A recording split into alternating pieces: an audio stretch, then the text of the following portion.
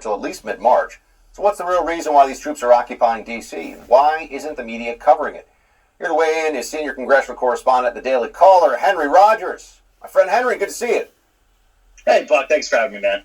First, let's just start with, how's it looking on the streets of D.C. these days? I remember talking to friends a few weeks ago, and they were saying you had to provide proof to be able to get to your own building in the neighborhood if you lived in downtown because of the lockdown by the National Guard, all because of MAGA threats. That is absolutely correct, Buck. I mean, I live downtown. My building was occupied basically by the Secret Service. Outside, it was a checkpoint. I had to show my lease in order to get onto my street, and then in order to get in my building, show my lease again and be able to scan my key fob. So that was just like a day of, or a week of chaos there. The thing is it never really ended. So I work in the Capitol, as you know, and there's these massive fences they installed before, like you were just speaking about, with razor wire and all this National Guard, hundreds of, if not thousands of National Guard still sitting around. And that's even a problem. Getting an Uber to the Capitol. Nowadays you have to walk several blocks in order to even to see the nation's capital up close. So, I originally sent out a tweet after this happened. I was like, so surely after Biden's inaugurated, all of this stuff will be taken down, right? Because this was all set up for the vicious riots that we were expecting throughout the Capitol. That never happened. But they're still up, Buck, and I don't think there's any plans for them to come down anytime soon. And we see that there are some out there, like the governor, this was from last week, Governor Pritzker, said that he's activating 500 National Guard members, this is from out in Illinois, for a security mission in D.C. until mid-March. And he wrote, "We must root out the dark forces of racism, white supremacy, and disinformation that have created this moment. But until we do that, our extraordinary National Guard troops will deploy with honor." Disinformation? Now the National Guard gets deployed to our nation's capital to combat what? Mean memes? What are they doing? It really beats me, Buck. I haven't seen anything like this in my lifetime. I've lived here for my entire life. So that's quite a while now, and I've lived here for my entire life. Never seen anything like this. I don't think anyone I know has. If you walk into the United States Capitol, there are hundreds of National Guards and just laying on the floors of the Capitol still, walking around, getting Capitol tours right now, broad day. Nothing going on, nothing to be seen, no chaos. So, compare that to what I was covering this summer with BLM riots going all throughout the streets, all throughout the White House, a church being set on fire right next to my apartment building. This is stuff that the National Guard should have been here for, and they should have been armed. This was from Inauguration Week. We're showing people, again, this is now from a couple of weeks ago, but that's what the scene was there of people of National Guard members camped out in the actual Capitol, as we know, later sent to the garage where they had no bathroom access really or electricity or anything else, because that's how much Democrats really care about the National Guard.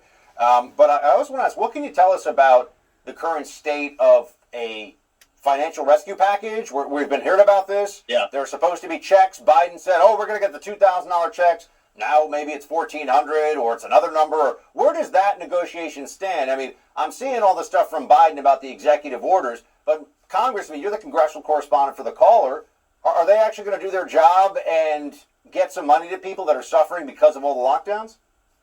Well, I remember Joe Biden said after they won Georgia, after they won the Senate seats in Georgia, he said, hey, listen, if you vote for Democrats and if we win these 2 seats in Georgia, you will 100% be getting your $2,000 stimulus checks. Well, we are several weeks in, if not almost a month into the administration now, and that's completely flopped. Republicans were over there yesterday, for almost just a stunt meeting. Obviously, there was nothing that was going to come out of it. Jen Psaki, the press secretary, said so beforehand, that there was nothing going to be coming out of it. So right now, they're focused on impeachment. Impeachment starts next week. They're going to impeach the guy who's no longer president, and that's where all their focus seems to be lying right now, not on the American people who need the stimulus money very badly. And you mentioned Jen Psaki and the Psaki bombs that are being dropped on a daily basis. The Biden White House has come under, look, this is one of these, it doesn't really matter, but I think it's a little bit indicative of just how full of it the whole Biden team of good government geniuses that are all running things now. Yeah, right.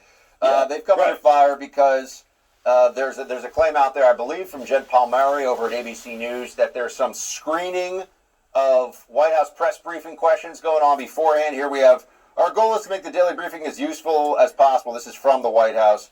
Part of the meeting, that objective means regularly engaging with reporters, yada, yada, important part, blah, blah. Basically saying, this is a boilerplate nonsense statement to Fox News they put out. But can you tell us, what do you hear from I know you're friends with some of the White House correspondents. I mean, is Jen Psaki trying to get word about what the questions are going to be before? I mean, the questions are all gentle except from Fox News anyway. Yeah, I haven't heard anything personally, Buck, but I will tell you the Daily Beast put out a story basically saying the exact same thing with 3 sources on the record. And they're pretty friendly with a lot of the media in the White House, saying that they were being screened for questions. Jen Psaki was essentially asking them, or other staffers in the press team were asking them what they were thinking about question-wise in these briefings. And I think that's just absolutely wild. I mean, Buck, I think this is crazy because if Donald Trump were to have done this, if Kayleigh McEnany were to have done this, can you imagine the attack on the free press, all the crap we would have been hearing right now? But, not one reporter today in the press briefing room even asked the White House about these allegations. You would think someone would ask about them because I think they deserve to be asked about. If the White House press secretary is screening reporters' questions before they're asked, that's insane. I mean, the press access we already know is going to be very limited in this administration. It's going to look a lot like the Obama administration, I fear, if not worse. But the Trump administration had the most access, and yet reporters complain the most. We'll see how it turns out in a couple months here with that one. To borrow from Psaki Bomb, Henry, you can circle back with us when you have more answers. Yeah, exactly. Anytime you don't have an answer, my friend, just tell us you'll circle back, and there we go. We're good to go. Henry Rogers, the Daily Caller. My man, hold down the fort down in D.C., all right? Don't let it get too crazy. Good to see you.